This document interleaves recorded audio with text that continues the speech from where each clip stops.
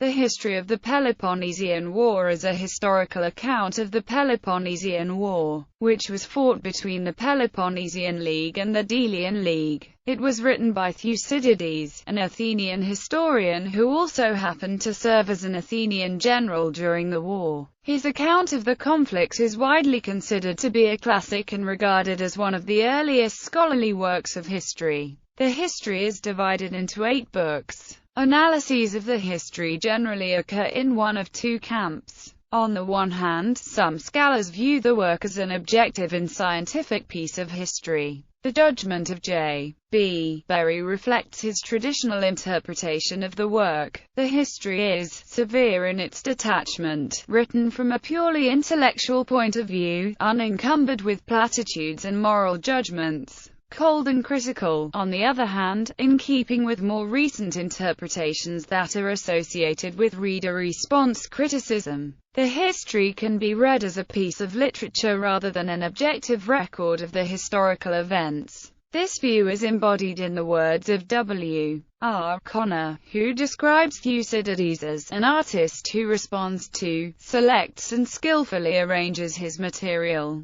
and develops its symbolic and emotional potential. Historical method. Thucydides is considered to be one of the great fathers of Western history, thus making his methodology the subject of much analysis in area of historiography. Chronology. Thucydides is one of the first Western historians to employ a strict standard of chronology, recording events by year, with each year consisting of the summer campaign season and a less active winter season. This method contrasts sharply with Herodotus' earlier work The Histories, which jumps around chronologically and makes frequent and roundabout excursions into seemingly unrelated areas and time periods, and has set the standard for historiographical rigor to this day. Speeches. Thucydides also makes extensive use of speeches in order to elaborate on the event in question, while the inclusion of long first-person speeches is somewhat alien to modern historical method. In the context of ancient Greek oral culture, speeches are expected. These include addresses given to troops by their generals before battles and numerous political speeches, both by Athenian and Spartan leaders, as well as debates between various parties. Of the speeches, the most famous is the funeral oration of Pericles, which is found in Book 2. Thucydides undoubtedly heard some of these speeches himself, while for others he relied on eyewitness accounts. These speeches are suspect in the eyes of classicists, however, inasmuch as it is not sure to what degree Thucydides altered these speeches in order to most clearly elucidate the crux of the argument presented. Some of the speeches are probably fabricated according to his expectations of, as he puts it, what was called for in each situation. Neutrality. Despite being an Athenian and a participant in the conflict, Thucydides is often regarded as having written a generally unbiased account of the conflict with respect to the sides involved in it. In the introduction to the piece he states, "My work is not a piece of writing designed to meet the taste of an immediate public, but was done to last forever." There are scholars, however, who doubt this.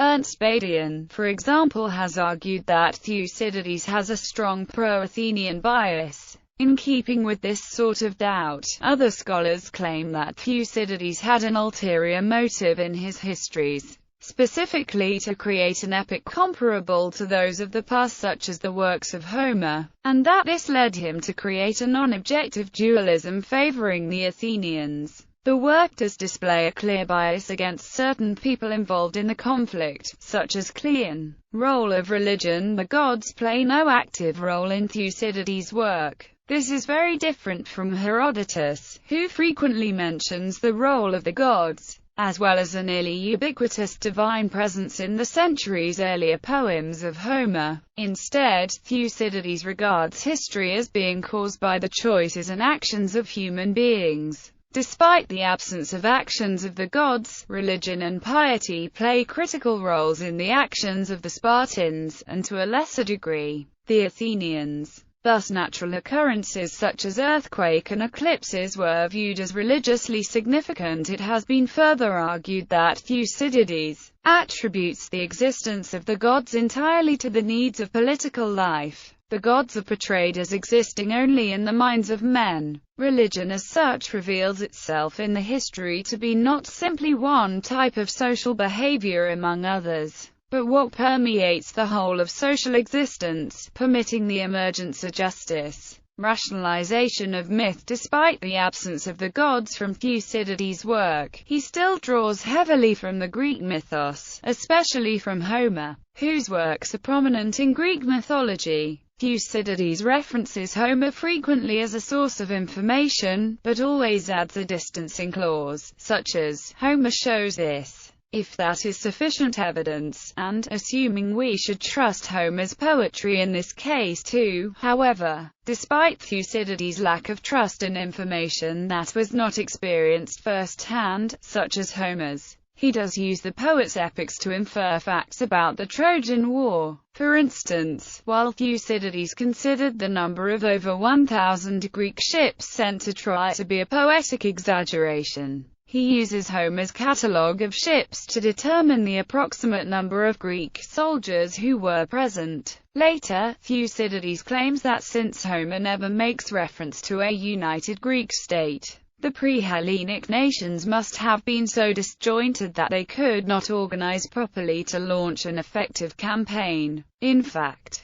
Thucydides claims that Troy could have been conquered in half the time had the Greek leaders allocated resources properly and not sent a large portion of the army on raids for supplies. Thucydides makes sure to inform his reader in that he, unlike Homer, is not a poet prone to exaggeration, but instead a historian, whose stories may not give momentary pleasure, but whose intended meaning will be challenged by the truth of the facts. By distancing himself from the storytelling practices of Homer, Thucydides makes it clear that while he does consider mythology and epics to be evidence, these works cannot be given much credibility, and that it takes an impartial and empirically minded historian, such as himself, to accurately portray the events of the past. Subject matter of the history. The first book of the history, after a brief review of early Greek history and some programmatic historiographical commentary, seeks to explain why the Peloponnesian War broke out when it did and what its causes were. Except for a few short excursuses, the remainder of the history rigidly maintains its focus on the Peloponnesian War, to the exclusion of other topics. While the history concentrates on the military aspects of the Peloponnesian War, it uses these events as a medium to suggest several other themes closely related to the war. It specifically discusses in several passages the socially and culturally degenerative effects of war on humanity itself. The history is especially concerned with the lawlessness and atrocities committed by Greek citizens to each other in the name of one side or another in the war. Some events depicted in the history, such as the Malian dialogue, describe early instances of real political power politics. The history is preoccupied with the interplay of justice and power in political and military decision-making. Thucydides' presentation is decidedly ambivalent on this theme. While the history seems to suggest that considerations of justice are artificial and necessarily capitulate to power, it sometimes also shows a significant degree of empathy with those who suffer from the exigencies of the war. For the most part, the history does not discuss topics such as the art and architecture of Greece.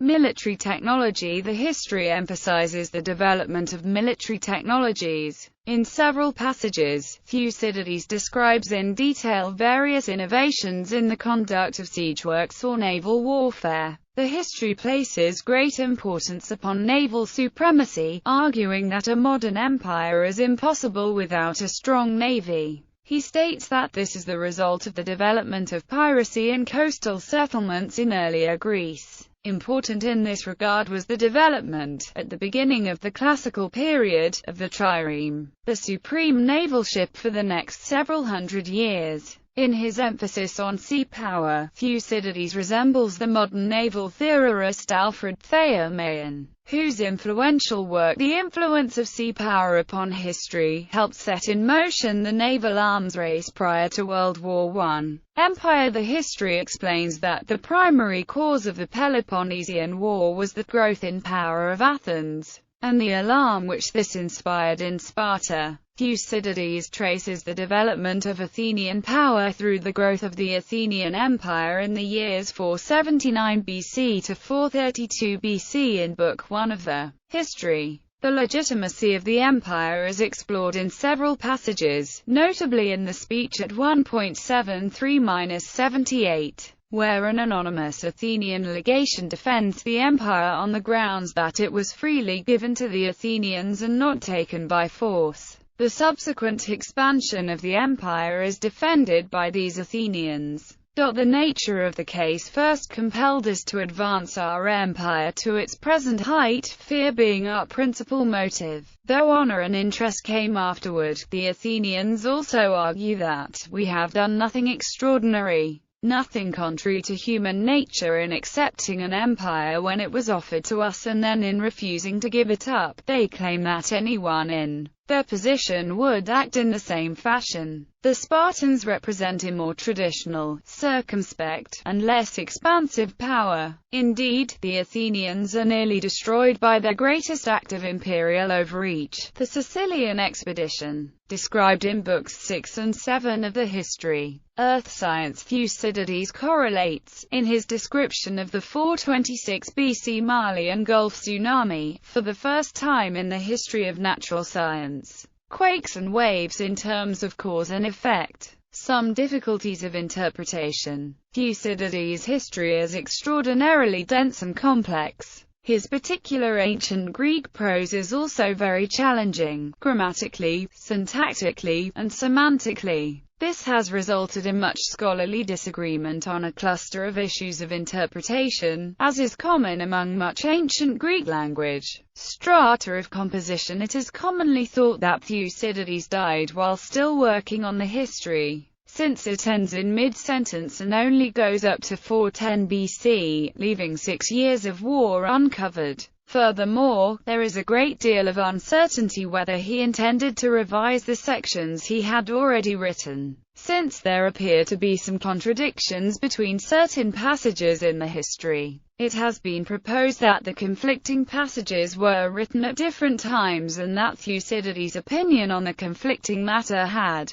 changed. Those who argue that the history can be divided into various levels of composition are usually called annalists, and those who argue that the passages must be made to reconcile with one another are called Unitarians. This conflict is called the strata of composition debate. Sources. The history is notoriously reticent about its sources. Thucydides almost never names his informants and alludes to competing versions of events only a handful of times. This is in marked contrast to Herodotus, who frequently mentions multiple versions of his stories and allows the reader to decide which is true. Instead, Thucydides strives to create the impression of a seamless and irrefutable narrative. Nevertheless, scholars have sought to detect the sources behind the various sections of the history. For example, the narrative after Thucydides' exile seems to focus on Peloponnesian events more than the first 4 books, leading to the conclusion that he had greater access to Peloponnesian sources at that time. Frequently, Thucydides appears to assert knowledge of the thoughts of individuals at key moments in the narrative. Scholars have asserted that these moments are evidence that he interviewed these individuals after the fact. However, the evidence of the Sicilian expedition argues against this, since Thucydides discusses the thoughts of the generals who died there and whom he would have had no chance to interview. Instead, it seems likely that, as with the speeches, Thucydides is looser than previously thought in inferring the thoughts, feelings, and motives of principal characters in his history from their actions,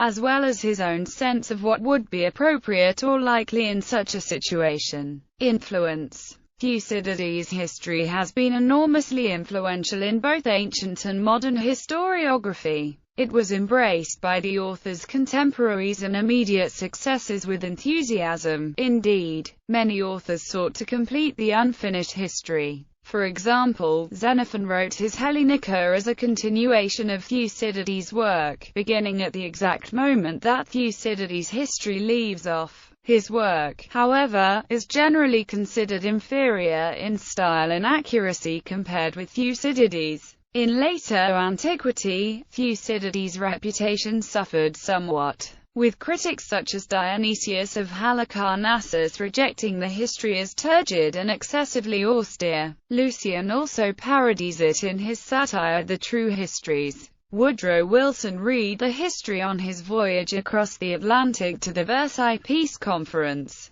Method of citation. Most critics writing about their history, including this article, use a standard format to direct readers to passages in the text. Book.chapter.section. For example, the notation that Pericles' last speech runs from 2:60.1 to 2:64.6. This means that it can be found in the second book, from the 60th chapter through the 64th. Most modern editions and translations of the history include the chapter numbers in the margins. Manuscripts. To the most important manuscripts belong Codex Parisianus Supple, gr. 255, Codex Vaticanus 126, Codex Laurentianus LXIX 2, Codex Palatinus 252, Codex Monachensis 430, Codex Monachensis 228, Codex Britannicus 2, 727, and other. Grenfell and Hunt discovered in Oxyrhynchus about 20 papyrus fragments copied sometime between the 1st and 6th centuries CE.